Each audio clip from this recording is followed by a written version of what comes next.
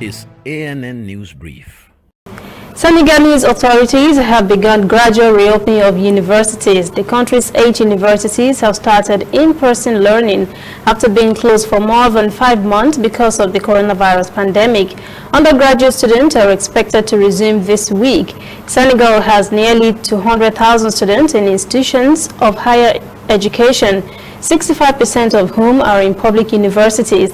The country continues to register about 100 new COVID-19 cases daily, now totaling more than 13,500 cases and 284 deaths. The government says each institution will reopen based on its capacity to comply with COVID-19 safety protocols. Online courses will continue for students still waiting to be recalled. Kenya's President Kenyatta has ordered the Health Ministry to publish all paperwork relating to government's purchases for response to COVID-19 following allegations of corruption. Health officials were alleged to have stolen millions of dollars meant for medical supplies. Those accused have denied any wrongdoing.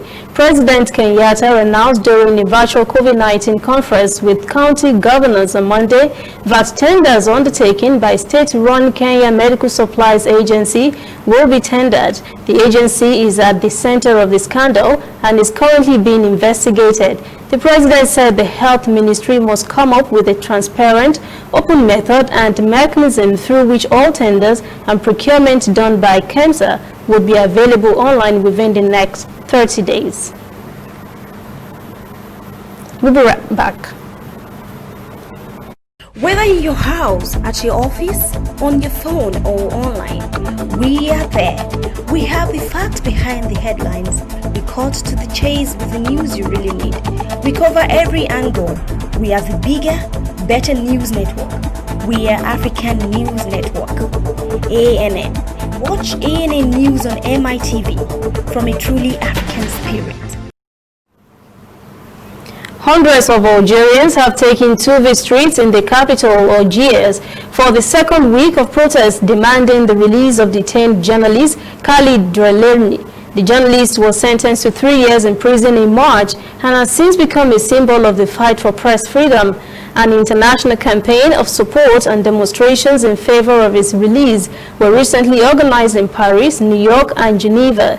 A petition launched in Algeria has gathered some 2,000 signatures from journalists and civil society personalities.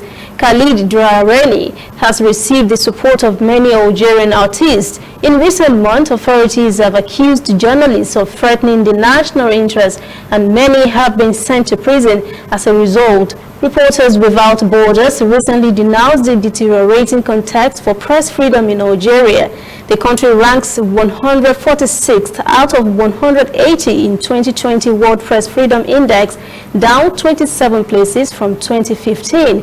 Drouelani's appeal has been set for next week.